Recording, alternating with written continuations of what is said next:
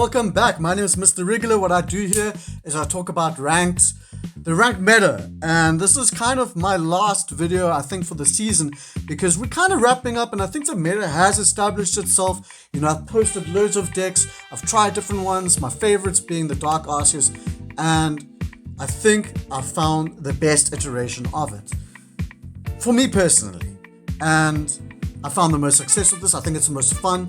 You can grind through games so fast with this deck. You'll see we were winning by like turn 4, turn 5, turn 7. I mean, turn 4 and turn 5 is a little bit extreme, but we're winning like so early.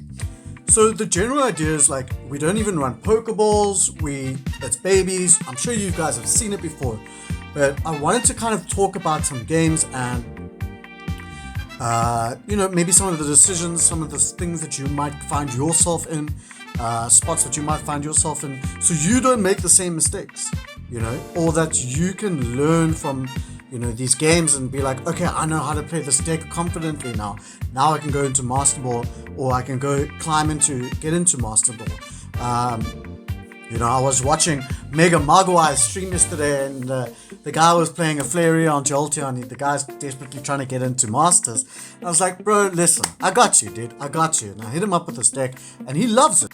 In one session, in 4 hours, he managed to climb, like, I don't know, over 200 odd points, which is crazy. He got himself up to a 12 win streak. And that's the thing with this deck. You're able to consistently just, like this board setup that I have right now is Exodia. You just need to set up your board, and when you've got an online sweeper, in this case it's Arceus, you're just going to be KOing everything that's on the board. Like you're pretty much set to win the game. The only way that Suicune can actually like kind of hold its own is through with capes and with a but yeah, we've run Giovanni's and Reds to deal with those capes. But Oricorio is the other thing. So we also run Repel. Like, you're gonna see how insanely impactful that Repel is. Now I know I ran a previous version of this deck where I ran 2 Repels, and it's good, but I really found the most success with just this. You want to have as much damage amplification cards, the Giovanni's and the Reds, because Mars exists, and sometimes you really just need that extra 10 damage. Like, you don't understand how often you get Mars down to 1 card, like this situation right here, okay? Like, I would be so screwed if I didn't have a Darkrai. I would be so screwed. Well, mind you, not that screwed, because they are a energy behind, and I've been able to consistently sweep. But yeah, like they're just in bad shape. Like, they've got no other energy on board. But if I managed to draw into my Red or my Giovanni, this game would be over. Like, I wouldn't need to, like, this hit would do 140 damage, or 150 if I had Red. So he has no way to deal with this. Like, he cannot keep up with this deck. And I know what you're thinking. You're thinking, but what about Oricorios? What about Oricorios? Yeah, what about Oricorios? Dude, I'm going to show you a game right now how we deal with Oricorios. It's actually, you deal with them pretty well. The only time an Oricorio is dangerous is if they've got more energy on the board than you. Because if an Oricorio has 2 energy and you can't take it out with the Tyrogue, a Darkrai Ping, and a Geo, like another Oricorio, it's going to sound crazy to say this, but an Oricorio can sweep your board.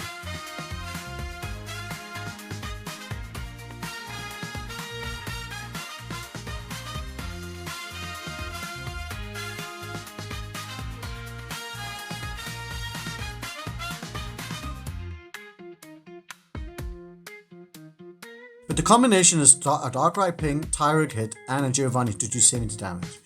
But here we can just, because they don't have an energy on the board, like, they have to almost commit one to it, and they're just like in trouble, even though they're going second.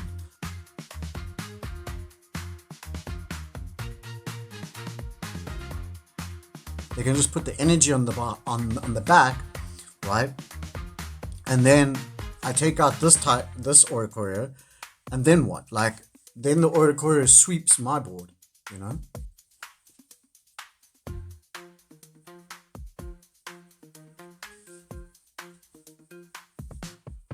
So here I'm having a good think, and I'm thinking, okay, we need to pivot around the strategy because I can't take out the Oricorio. What I can do is I can start pressuring it down with Darkrai pings, and I can get cheeky. I can charge essentially for free, like my Snorlax, which is going to be the sweeper of the Arceus. So I'm really putting them in a tight spot. This Oricorio has 10 HP. And I have the Giovanni Tyrogue with Darkrai to take out a full HP Oricorio if they decide to like XP or something like that, you know. The red card silver combo, which I think is so obnoxious, like, dude, it's such a disgusting combo to like just start the game off with just 2 cards. But here they made a pivot because they were going to lose the Oricorio next turn, so we just switch back to Tyrogue, like, right? Because now, like with the Darkrai ping, we're essentially leaving it on 10 HP. And then what is it going to do? What are you going to do? They've got no points in the board. Like, this is how you can pressure so much with just Tyrogue.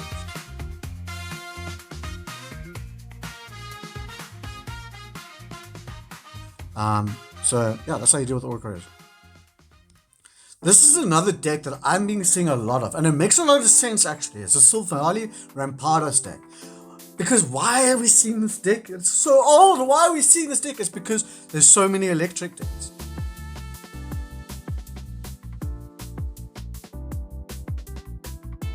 As you've seen, there's so many electric decks to try and counter the Suicune. So the Silvally Ramp deck actually does well against Suicune.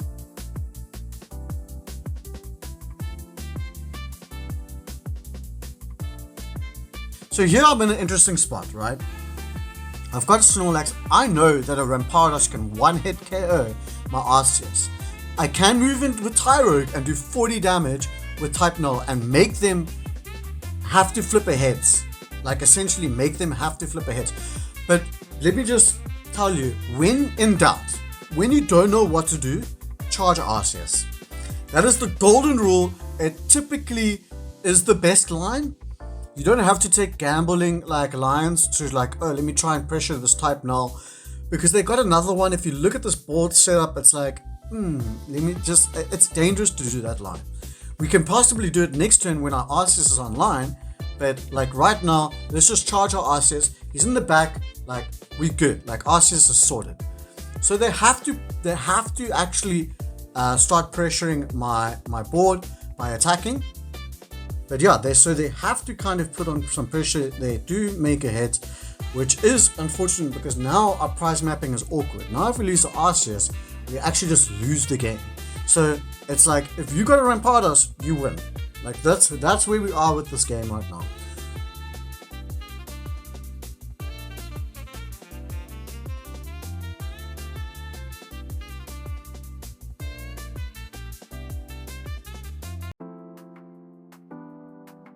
Look at me, I'm ready to concede. I'm just like, dude, if you bring in your skull fossil, I'm gonna concede, you know.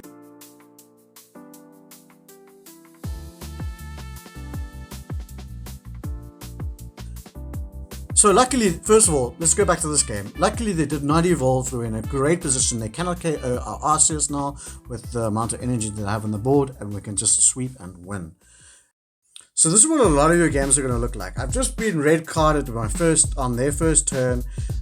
We've got our Arceus, we've got our Rampa, you know, we've got our Giovanni. Like, we pretty much sorted. We don't need to fill up our bench here because they can do things like evolve into Greninja and then Cyrus up like my Darkrai, for example.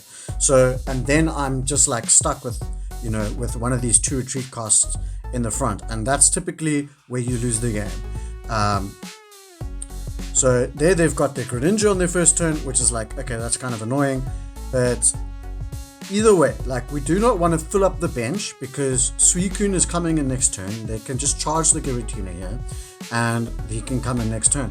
If we had to fill up our bench and go for a KO here, because they got Greninja, all they would need to do is put down a single basic and hit for, and they would be able to do 140 damage and KO my Arceus. Now, I think they personally made a mistake by pinging the Pichu. Okay, like our research is actually just looking for a repel in case they've got like an Oricorio. So here we just taken 90 damage. Now I know you're like, why didn't you go for the KO? I just explained why. Because we would need to put on more bench Pokemon, which would increase Suicune's damage. So like here I'm thinking, how much damage can Suicune do to me realistically next turn? It's about 100 damage. So he does 80 damage plus the ping, it's about 100 damage. And then what is he going to do? Like, I have got a KO here. I've got a KO. Even if he puts on a cape, I've got a Darkrai ping. I've got my Giovanni. There, he puts on the cape.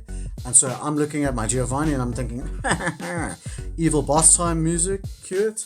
And we are ready. Like, we pretty much got a KO him. What would secure us the game is a repel.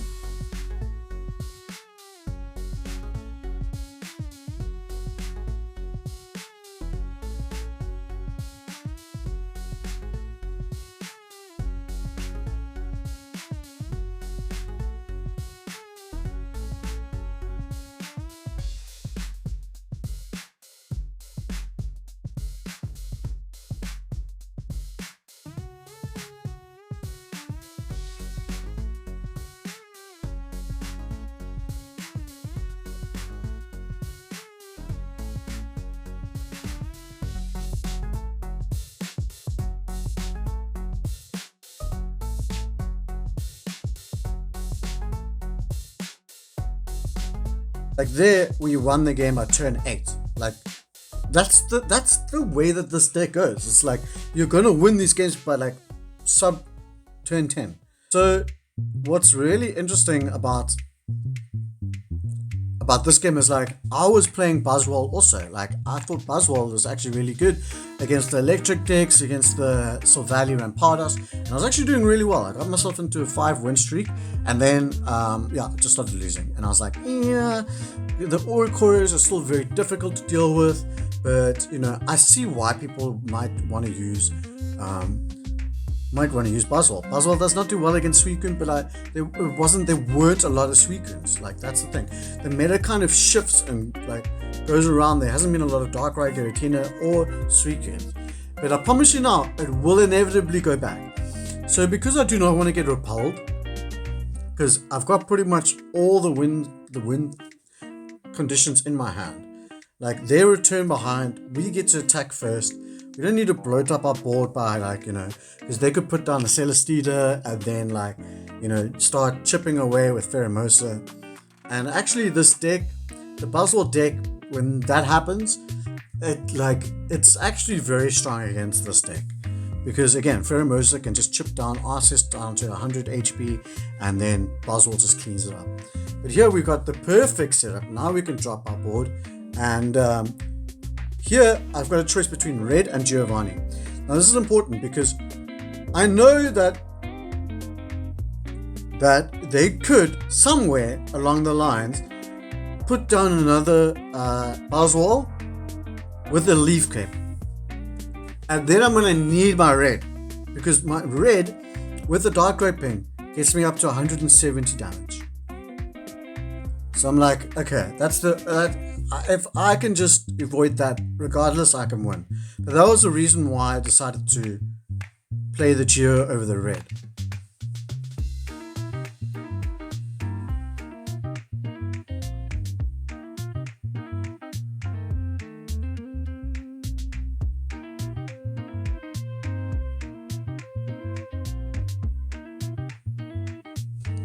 So it's kind of crazy, right? So that exact combo, look at me, I'm like, ha! I outsmarted you.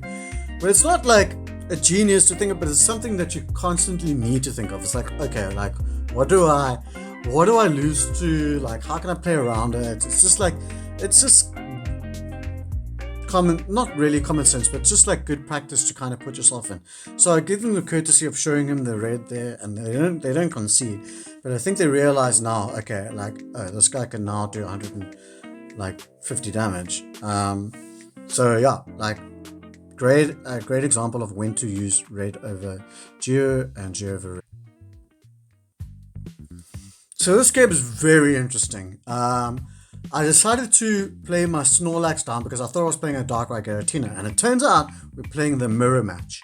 So it is kind of frightening because I already feel like I've messed up my board state. I should have put down a Tyrogue. Look at me, I'm like thinking my Tyrogue. But the reason why I wanted to play Snorlax is because Snorlax is actually quite good against the Darkrai Giratina, whereas if you can't get an Arceus up fast enough, the Snorlax is really, really good because a lot of the times they put in Rocky Helmets, and Snorlax can heal through a Rocky Helmet, which makes it very, very difficult for a Giratina Darkrai to actually KO. So here we've got a bit of a decision. They put down their Snorlax, they get to do the ramp, and I'm like, okay, what do we do here?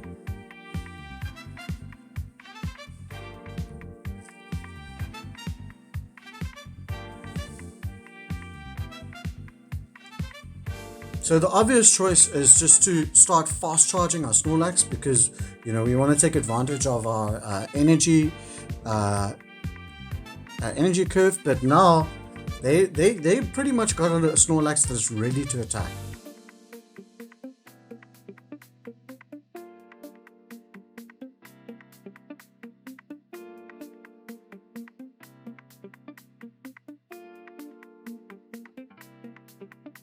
This is what's important. I get a prize point here. I decide, okay, no, this is really important that I take out their Magby. 20 damage does not cut it. I have to use my Giovanni. Even though I know that the Giovanni could help me if I pick up a Darkrai, and it could help me break that Snorlax's HP, I'm thinking I need to KO this Ramper. Like, if I get a point on the board, he has to move in a Snorlax, he has to move in Tyrogue, like, he's going to be pressured down. And if I can attack first into Snorlax, I'm gonna win. More often than not. So they move in their Tyrogue. Now this is where it gets quite interesting because they managed to find a Darkrai, which is so bad for us. I'm just going, oh no, how do I win now? Like, this is so bad for us because now even if I put a Tyrogue in, look at me, I'm like tapping my deck. I'm like, oh, I've got 11 cards. I've got 2 Darkrai's. I need a Darkrai. I need a Darkrai to win this game. That's what I'm thinking. But have you thought about another card that wins this game? Have you thought about it? Yeah. I didn't even think about it yet. Like, that's how lost I was. But if you've thought about what card that wins this game for us, you're a step ahead of me. But regardless, we try to sort of play this one out. It took quite a while to decide what he wanted to do, but right, we don't really have much of a decision. I mean, we can move in the Peach to make because we can treat it out for free next turn, and then kind of take some time to think. Because if we had, Darkrai might have been able to do something, but no, not really. We needed. This is what I'm thinking. I'm still thinking I need a Darkrai. I need a Darkrai. He's only got 3 energy on a Snorlax. He cannot KO me. The only way he'd be able to KO me is if he had 4 energy on his Snorlax, and then he was able to ping that turn and Red or Giovanni. So I'm like, okay, I'm safe for a turn. That's what I'm thinking. I'm safe for 1 turn, but I need to pick up a Darkrai. Or if you haven't seen it yet, if I pick up a Repel, my other Repel in the deck will win us the game. Because I'm about to take my 2nd point. All I need is to take my 3rd point, and I've got the cards like Red. Like, a Red will KO that Darkrai. So if I pick up this Repel, or if I pick up Darkrai, I actually win the game. So now he moves up his Snorlax. Oh yeah, I still need to land a hit. So luckily I do the little thing, and well, didn't you know, Tails. As I said, he's not in a position where he can KO me, but if I don't win this turn, I lose next turn, unless he just rolls Tails. So I'm thinking, there's hope. I need to wake up, but there's hope. If I can attack him and then he can't attack me. But luckily, we draw our Repel, and I'm going, oh, how did I not think of that? Because, this wins us the game. So he moves in this Darkrai is the only real option, and then I show him the red, and it is GG.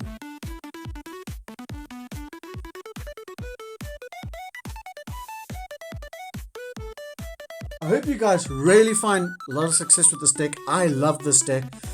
It's the last bit of climb for ranked, but really, like, go for it. Go for it. This is the deck to do it with. With that all being said, leave a like, comment down below, subscribe if you're new here, and we'll see you guys on the first day of when the new set drops. I'll have a deck ready for you. Series A, B, I believe. Alright guys, see you soon. Cheers.